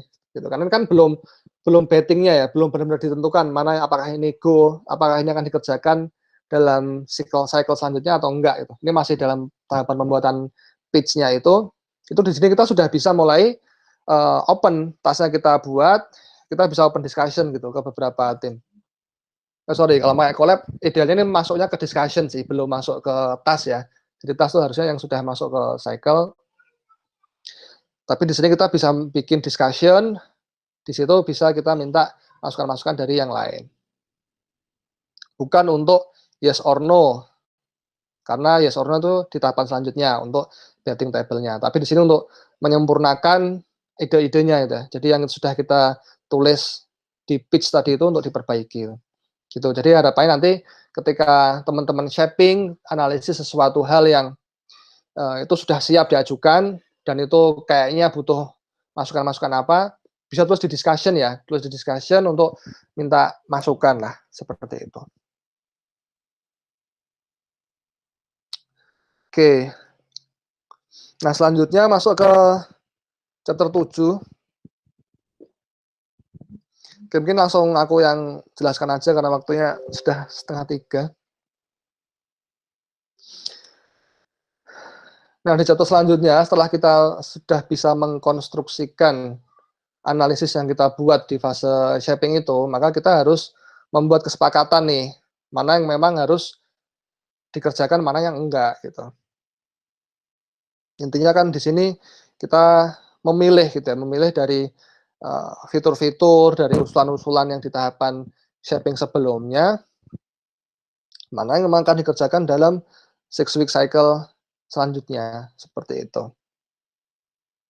Nah, poin yang di sini yang awal itu, di sini mau memastikan bahwa apapun nanti yang dipilih, maka sisanya yang nggak dipilih itu, ya itu akan dikembalikan gitu, dikembalikan pada yang pengusulnya atau istilahnya tidak dibikin tasnya langsung gitu. Jadi kita nggak punya suatu task list backlog khusus yang mana backlog itu tujuannya hanya untuk menyimpan ide-ide yang masih mentah, ide-ide yang ditolak kayak gitu.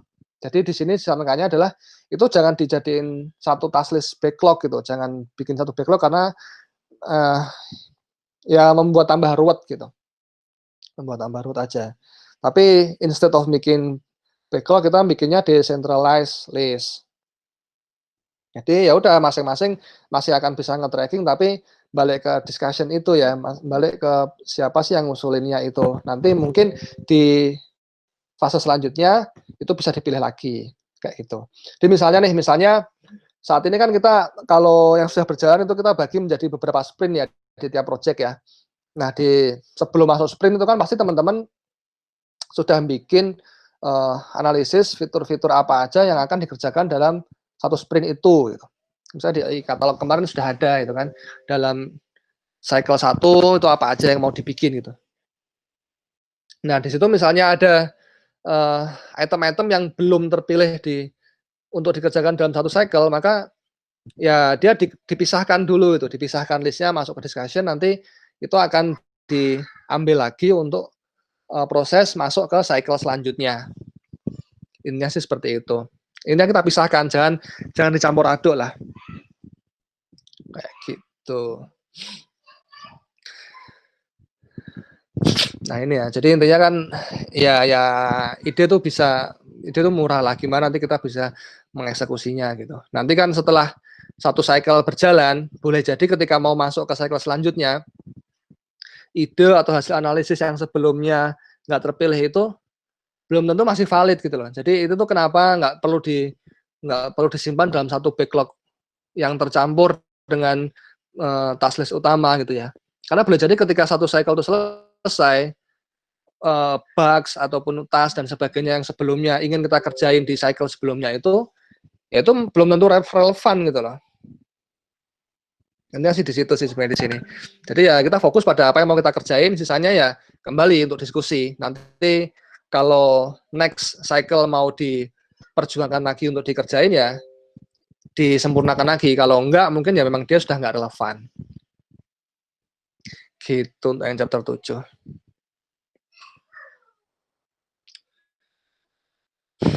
Nah, yang chapter 8 ujungnya ini ya. Jadi setelah tadi siap-siap seperti itu, ya di sini proses untuk memang memilihnya ya. Kalau tadi chapter 7 lebih pada aturan-aturannya sih ketika untuk mau nge-betting itu ya tadi nggak ada backlog dan memang prosesnya harus komit di sana.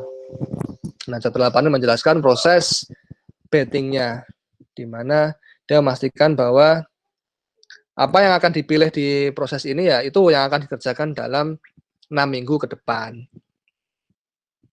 Gitu. Dalam 6-week cycle. Atau misalnya sudah berjalan dengan model sprint ya, intinya dalam tahapan selanjutnya. Kayak gitu.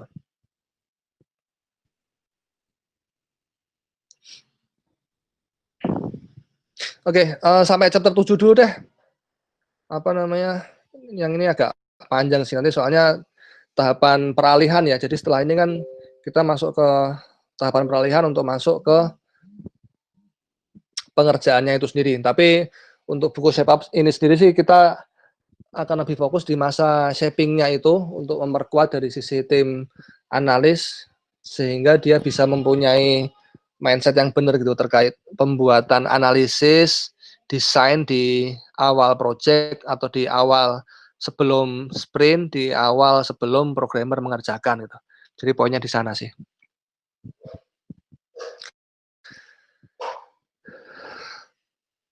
Oke, sampai chapter 7 tadi ada yang mau ditanyakan nggak? Atau mau di-share kan sudah beberapa sampai chapter 7 juga ya. Sita,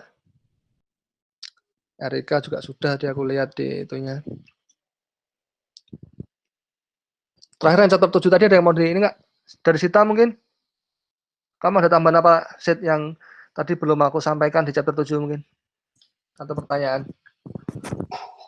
Pertanyaan sih Pak, Ya. ini kenapa batch gitu enggak backlog, emang kan kalau di sini backlog cukup memakan waktu. Nah itu aku kurang paham sih maksudnya memakan waktu tuh seperti apa. Ada bagiannya.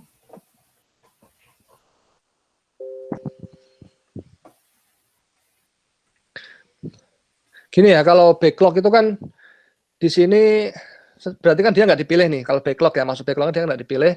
Artinya kan banyak alasan di sana. Ya, most probably memang idenya itu atau solusi yang diberikan entah problemnya, entah solusinya, appetite-nya atau ada rabbit holes yang terlalu besar kan gitu kan. Tadi kan sebelumnya kan sudah dibahas ya terkait bikin pitch itu kan ada problemnya, boleh jadi berarti problemnya mungkin nggak layak untuk diselesaikan, appetite-nya 6 minggu atau berapa minggu yang dia ajukan itu tidak sesuai, solusinya mungkin solusinya nggak pas, atau rabbit holes-nya yang itu tidak bisa ditoleransi atau tidak mungkin diselesaikan lah, intinya kan seperti itu. Nah, kalau misalnya backlog ini masih kita maintain dalam tas yang sama gitu kan, kalau misalnya yang gagal-gagal tadi itu masih masuk backlog gitu ya, kalau gagal tadi masih ikut masuk backlog, maka yang masuk backlog itu kan harus kita review ya, harus kita lihat untuk didetailkan kan. Kalau di sprint istilahnya di grooming ya, di grooming supaya dia bisa dikerjakan kan gitu. Jadi kan kalau konsepnya sprint Scrum itu kan diawali dengan membuat backlog gitu. Nah, dari backlog itu kan nanti yang akan didetailkan, dilakukan ketika sprint planning, lakukan grooming dan seterusnya untuk mendetailkan dari backlog itu, gitu. Nah, tujuannya di sini maksudnya wasting time itu ya ide-ide yang tidak terpilih, nggak usah masukin backlog, karena kalau masuk backlog nanti dia akan mengikuti proses untuk didetailkan gitu loh, diperdalam lagi gitu loh solusinya. Nangkep nggak? Ya, nangkep Pak. Berarti ini ya nentuin prioritas kayak tas ini penting dan tidak yang kayak gitu ya Pak? Ya, penting untuk didetailkan sekarang apa enggak sih gitu. Jadi kan kita bagi menjadi 6-week cycle, gitu kan. Kalau di project sekarang mungkin jadi sprint 2 mingguan kalau yang sebelumnya sudah berjalan yang aku lihat, atau malah mingguan gitu ya. Nah itu akan banyak SOW ya, scope of work kan banyak itu. Nah di sini kita bertaruh nih mana yang masuk di sprint ini. Nah backlog yang masuk itulah yang jadi backlog gitu. Yang nanti backlog itu akan didetailkan kembali, di grooming terus menerus selama prosesnya kan gitu. Karena kalau konsep sprint itu ya groomingnya itu bisa setiap hari, setiap saat gitu. Pendetailan dari backlog itu, gitu. Enggak cuma di ketika sprint planningnya doang. Ya gitu. Nah kalau konsep shape up ini kan kalau teman-teman sudah baca yang di bawah itu nanti setelah di shape up, di handover itu di handover kan satu projectnya gitu ya. Satu projectnya gitu. Jadi belum spesifik ke tas-tasnya, nanti di situ masih didetailkan lagi gitu, di proses pendetailan laginya itulah kita menghindari proses itu, proses pendetailan terhadap suatu ide yang toh dia juga nggak dikerjain saat ini kok gitu loh. Kalau kamu tahu di backlog kan nanti akan merusak fokus timnya gitu ya, ketika sudah berjalan dia masih melihat oh ada backlog ini, padahal sebenarnya backlog itu nggak dikerjain di cycle itu gitu. Makanya dia di sini di chapter 7 ini dia mintanya ya nggak usah kayak gitu tuh, mah nggak usah masukin backlog, yaitu masukin ditampung dulu di SOW utamanya aja gitu, masuk discussion, masuk di tempat yang lain. Itu sih ya sih. Ada lagi?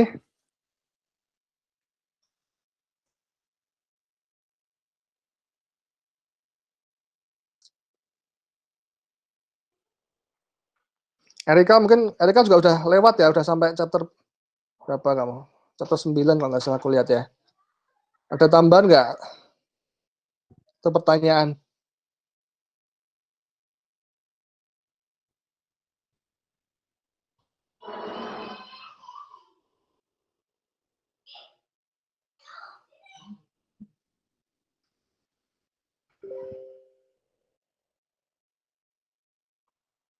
Oke ya, kalau nggak ada mungkin bisa kita cukupkan. Jadi aku sedikit resume lagi untuk shaper ini ya, shape up ini. Ketika proses shapingnya itu tim analis yang berperan besar gitu ya, untuk sebenarnya sih tujuan shaping itu di fase awal adalah untuk memilih, tujuannya kan batch ini tadi, ujung-ujungnya kan kita milih fitur apa atau tas ya, fitur ya bukan tas ya, fitur apa yang akan dikerjakan sehingga dia menjadi satu mini project lah dalam satu cycle gitu kan, arahnya kan ke sana. Nah nanti kalau kita ngelihat urutannya di shape up ini di part 3 bagian building itu ada handover responsibility dan seterusnya itu nanti tim bisa lebih memperdalam lagi sebenarnya sih gitu. Nah karena di sini kita berperan sebagai analis, maka di fase building ini kita juga perlu masuk lagi nih gitu. Perlu masuk lagi untuk bisa mendetailkan proses buildingnya itu kayak gitu. Paham nggak ya? Jadi shape up ini di proses shaping itu sampai dengan batch itu sebenarnya untuk dapetin sampai backlog sebenarnya memang gitu. Nah tapi yang nggak dipilih jangan masuk backlog. Tapi nanti setelah masuk ke 6-week cycle-nya atau cycle-nya ya backlog itu akan kita detailkan lagi. Gitu. Tapi tadi karena proses shaping-nya itu kita sudah punya elemen-elemennya, kita sudah punya rabbit holes-nya, punya appetite dan sebagainya. Backlog-nya itu nggak mentah banget, nggak cuman kata-kata doang, tapi nanti akan jadi backlog di kita sebelum masuk di sprint sebenarnya itu backlognya itu sudah ada ceritanya gitu, sudah ada tadi ya, ini problemnya apa, sebenarnya elemen-elemennya apa, kayak gitu. Jadi itu semoga bisa dikontekskan dengan kenapa kok di proses shape up ini di awal elemennya nggak begitu detail, kenapa kok dia mintanya masih kasar, masih harus ada ruang terbuka, lebih menitik beratkan pada resiko-resiko, appetite yang seperti itu kan, itu karena memang tadi. Jadi nanti ketika dia sudah dia untuk dipilih dan setelah dipilih itu nanti akan dikembangkan oleh tim gitu. Di chapter berapa itu? Yang di handover kan project-nya bukan tasnya. Jadi kita nggak langsung kasihin tas ini ke programmer. Jadi intinya setelah tahapan shape up ini bukan berarti analis sudah selesai terus kasihin ke programmer itu enggak, tapi masih lanjut gitu. Intinya masih lanjut. Gitu sih sebenarnya sih poinnya. Oke, kalau nggak ada pertanyaan ataupun tanggapan, masih sama ya seperti sebelumnya. Jadi tadi kita sudah sampai bab 7 atau bab 8 di bab 8 belum sih ya, bab 7 itu baru di part 2 betting. Nah, setelah itu kita masuk ke part 3 ya. Part 3 itu part terakhir minggu depan. Aku harapkan bisa kita selesaikan ya. Jadi part 3 yang building ini bisa kita selesaikan di minggu depan. Dan supaya efektif, seperti sebelumnya, aku harapkan teman-teman sudah membaca dulu semuanya gitu ya. Lebih baik lagi kalau sudah bikin resume, tapi kalaupun resumenya ada yang ketinggalan, upload, dan sebagainya, aku harapkan sih sebenarnya sambil baca, sambil bikin catatan lah. Apapun itu dituliskan sehingga di e-learningnya nanti bisa sebagai, apa ya, enak untuk recall itu, untuk recall apa sih yang udah dibaca gitu, nggak ngeblank banget gitu. Bikin catatan-catatan kecil dalam Xmind, dalam apa yang sehingga lebih mudah nanti ketika untuk mengulang lagi ya mempelajarinya kayak gitu. Gitu sih targetnya minggu depan kita selesaikan buku ini sampai part 3 bisa selesai semua dan saya harap teman-teman targetnya sama selesaikan bacanya dan juga membuat di e-learningnya kayak gitu. Oke, ada yang mau ditanyakan untuk minggu depan akan seperti apa? Atau seminggu ini apa yang perlu dikerjakan?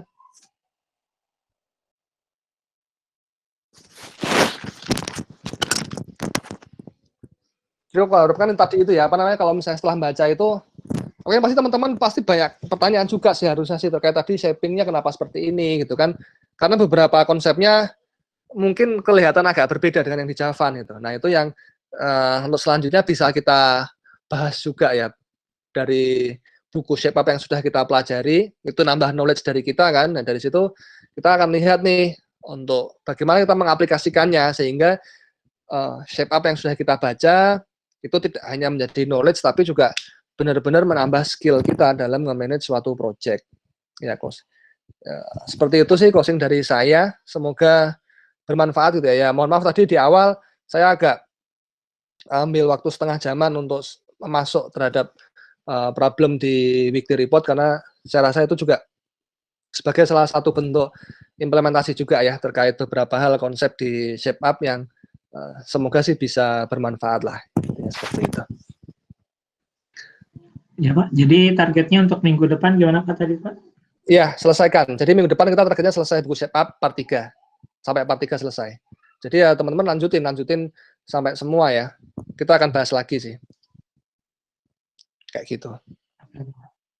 Ya harapannya seperti minggu ini ya, seperti minggu ini kan ada beberapa yang sudah sampai bab chapter 8, bahkan ada yang lanjut sih. Aku lihat ada yang sampai udah chapter 9 dan seterusnya. Tapi beberapa masih cuma sampai chapter 5 kan kebanyakan gitu. Jadi beberapa diskusinya masih kurang ngalir gitu. Artinya kalau misalnya nggak ada diskusi gitu kan jadinya ya satu arah aja gitu kan. Nah aku harapannya untuk minggu depan ya beberapa chapter akan coba saya akan bahas sebagai pengantar itu kan poin-poinnya di sana apa, tapi di setiap chapter itu kalau teman-teman sudah baca dan bikin resume kan pasti akan ada tanggapan ya, entah pertanyaan, entah memperkuat atau seperti apa gitu. Nah, harapannya bisa mengalir di sana supaya nanti ketika implementasinya itu bisa real gitu. Gitu. Oke, ada lagi yang mau ditanyakan?